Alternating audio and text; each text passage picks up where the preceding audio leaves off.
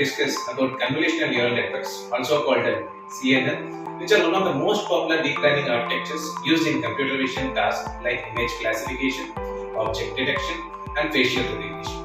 CNNs are designed to automatically and adaptively learn spatial hierarchies of features from input images. There are various applications of CNNs, widely used in real-world applications including computer vision tasks that comprise CNN's power image classification systems that can automatically categorize objects in photos, which can very well seen in Google Photos, Facebook, Instagram, and all social media. There are various crucial applications of convolutional neural networks in medicine and healthcare. Yes, medical image processing is one of the major areas in CNN where variety of innovations are being carried out. One of that is detecting diseases like cancer by using X-rays or MRI scans. Additionally, CNN are used in self-driving cars that in autonomous navigation systems, tasks like recognizing roads, segmentation of roads, detecting pedestrians, fast-moving car detection, vehicular advanced networks, and many more applications have its base and core in convolutional neural networks. Whether it is facial recognition on your phone or advanced healthcare diagnostics or CNNs or any other applications what you take, either intelligent systems or normal systems or anyway where image is involved, we have its core in convolutional neural networks. Let's see the operation of CNN. The key concept of CNN is the convolution operation, also called as compressing a huge image into a small forum by using something called as a filter or a kernel or a nucleus. This particular kernel acts among scanning small patches of the images using filters, which helps capture important patterns like edges, corners, textures of different positions in the image. Let's see a normal operation in convolutional neural network by using a particular image represented as a matrix. We take a 3x3 filter or a kernel which can highlight vertical or horizontal edges in the images, while deeper layers in the networks learn more complex features like shapes or objects.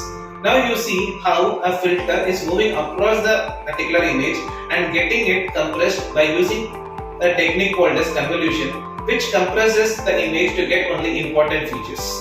This particular kernel moves across images by using another factor called as stride, which makes the overall convolution process on an average.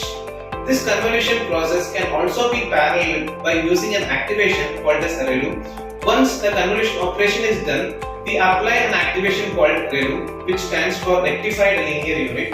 This particular ReLU activation is used for removing negative values that is being carved out after the convolution process. This removes the major problem of convolution called as vanishing gradient problem. After convolution, the most important layer that follows is the pooling layer. This particular pooling is always used to reduce the spatial dimension of the feature map using convolution technique. This particular spatial mapping is required just because in order to make the normal convolution operation, which is highly dependent on dimensions, and this pooling operation is used to make it size invariant. The most common is max pooling and other one is called as average pooling. We will see most of those in the subsequent classes. Pooling also helps the network recognize features like particular edges, textures, and regardless of their position in the particular image. After all, there comes the overall neural network structure that starts with a dense layer, also called as a fully connected layer. This particular fully connected layer will follow after several convolutional and pooling layers, and finally the output is passed through one or more dense or fully connected layers. These layers act like the neuron in the traditional neural networks and help make predictions based on the learned features.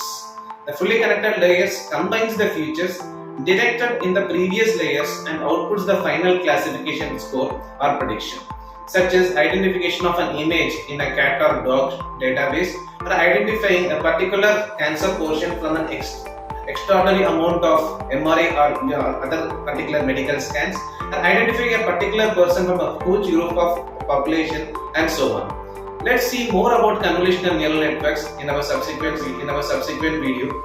Be prepared for the next class. Thank you.